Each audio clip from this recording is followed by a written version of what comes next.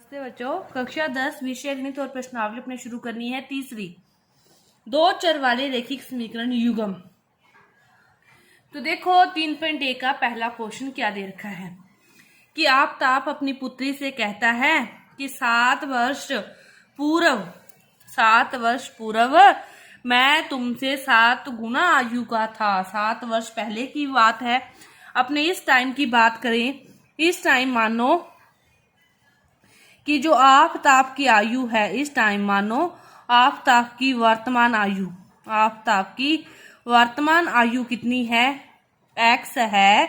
तो फिर उसकी पुत्री की वर्तमान आयु कितनी होगी, y होगी। तो 7 वर्ष पहले की बात है, तो 7 वर्ष पूर्व आफताब की आयु क्या थी, उसकी पुत्री की आयु की 7 गुनी। ये तो वो भाषा होगी। इससे पहले देखो 7 वर्ष पहले की बात करें तो उसकी आयु क्या हो जाएगी, आफताब की x - 7, पुत्री की आयु क्या हो जाएगी, y - 7। तो वो क्या कह रहा है कि उसकी जो आयु है वो पुत्री की आयु की 7 गुनी है। ये बात है। तो x - 7 = 7y - 49। x - 7y को इधर ले आओ, 49 को उस साइड लेके जाओगे तो 49 में से 7 जाएंगे, माइनस के 49 है, प्लस के 7 हैं तो माइनस के 42। समीकरण नंबर 1।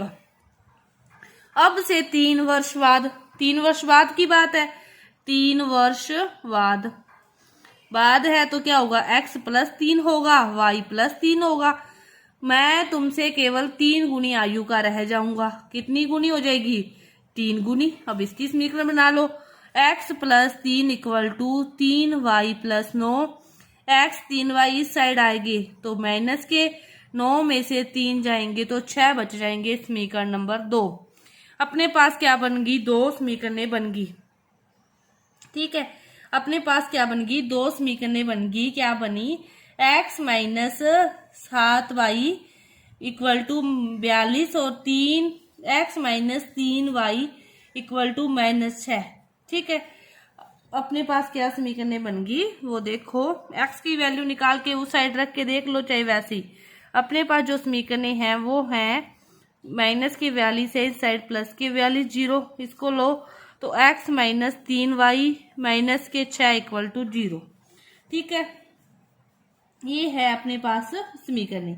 अब वो क्या कह रहा है, इसको क्या करो, इस स्थिति को बीजगणितीय व ग्राफीय रूपों में व्यक्त करो। बीजगणितीय व ग्राफीय रूपों में। तो देखो सबसे पहले अपने ग्राफीय रूप में इसको हल करते हैं।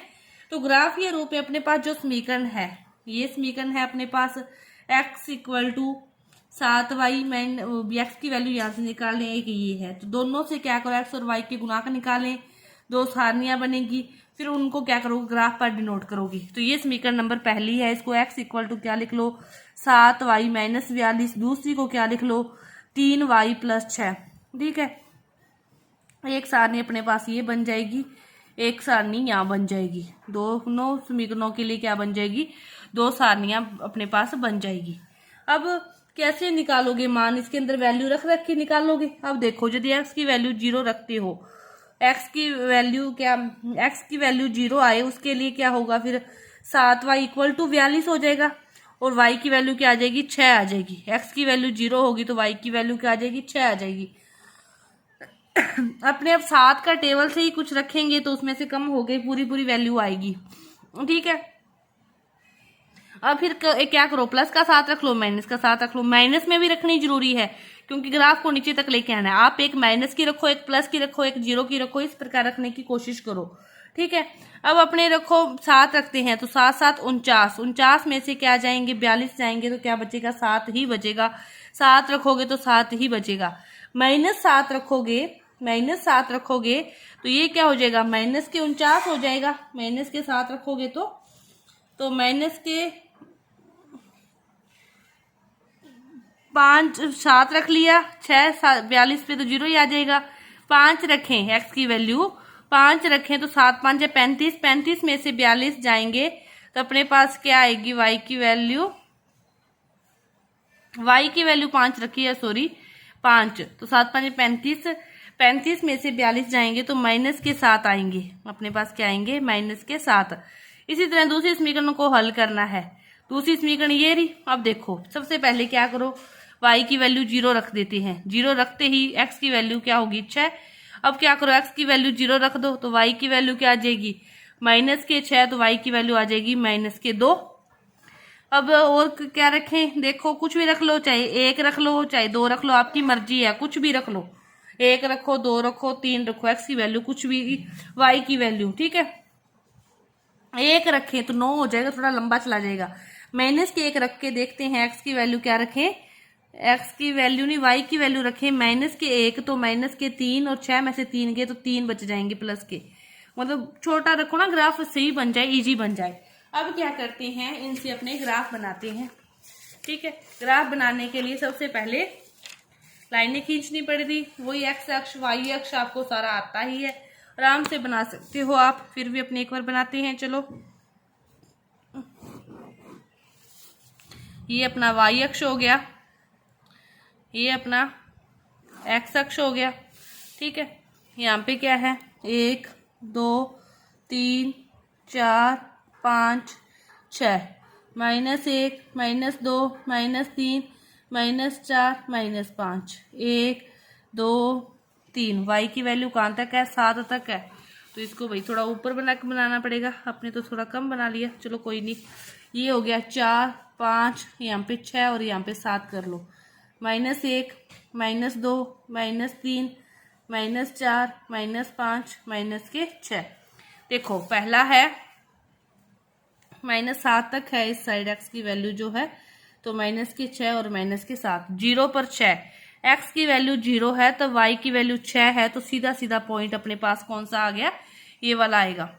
उसके बाद देखो 7 7 कि इसकी भी 7 है और इसकी भी 7 है, यहाँ पे 7 होगा, उसका 7 होगा, तो सीधा सीधा पॉइंट अपना इस साइड ही जाएगा यहाँ पे। उसके बाद है -7 x की वैल्यू और y की 5, -7 और y की 5 अपना इस साइड जाएगा। मतलब सारे जो ऊपर ऊपर यहाँ पे इस प्रकार की टेढ़ी सी तिरछी ऊपर की तरफ जाती हुई लाइन आएगी। यहाँ से जब आप सही ग्राफ पे बनाओगे ना, इस प्रकार की लाइन आएगी ऊपर की तरफ जाती हुई। ये तो हो गया ऊपर वाली सारणी का। अब नीचे वाली सारणी का क्या है, 6 0, x की वैल्यू 6 है, y की 0, उसके बाद 0 -2 कि y की -2 है, उसके बाद 3 -1 कि x की वैल्यू तो 3 है और y की वैल्यू क्या है, -1 है, तो ये रही। अब क्या करना है, 6 है ना, क्या दे रखा है 6 0, x की वैल्यू क्या दे रखी है 6। अब इसको क्या करोगे आप, इससे मिला दो, इससे मिलाने के बाद इसको इससे मिला दो, थोड़ी सी टेढ़ी सी लाइन आएगी, बिल्कुल सीधी लाइन नहीं आएगी, इस प्रकार की आपकी लाइन ये आएगी। तो ये आपका था पहला क्वेश्चन, ग्राफीय विधि। अब देखो इसका है बीजगणितीय विधि। इसी समीकरणों को क्या करना है, बीजगणितीय रूप में लिखना है। तो जो समीकरण नंबर 1 है और समीकरण नंबर 2 है, इसमें क्या होता है, जो एक्स वाई के जो गुणांक हैं वो चेंज हो जाते हैं, और एक्स वाई के गुणांक चिन्ह और अचर पद का चिन्ह है चेंज। तो इक्वेशन नंबर 1 से देखो क्या होगा, एक्स का गुणांक फिर क्या हो जाएगा 7x, वाई रहेगा और ये क्या हो जाएगा 42। इसी तरह देखो इसमें एक्स अक्ष का गुणांक क्या हो जाएगा 3x, वाई का फिर ये 1 ही रहेगा, तो ये कितना हो जाएगा अपने पास 6 प्लस के हैं, तो 6 किसके हो जाएंगे माइनस के। तो ये कौन सा रूप है, बीजगणितीय रूप। ये कौन सा रूप है, बीजगणितीय रूप है। कि बीजगणितीय रूप में क्या हो जाते हैं, एक्स वाई के गुणांक का चेंज और चिन्ह अचर पद का। और ग्राफीय विधि में इस प्रकार आपको ये सारणी बना के भर के और इसको ग्राफ पे डिनोट करना है। तो ये है अपना पहला क्वेश्चन 3.1 का जो पूरा हुआ। दूसरे क्वेश्चन को अपने अगली वीडियो में करेंगे। धन्यवाद।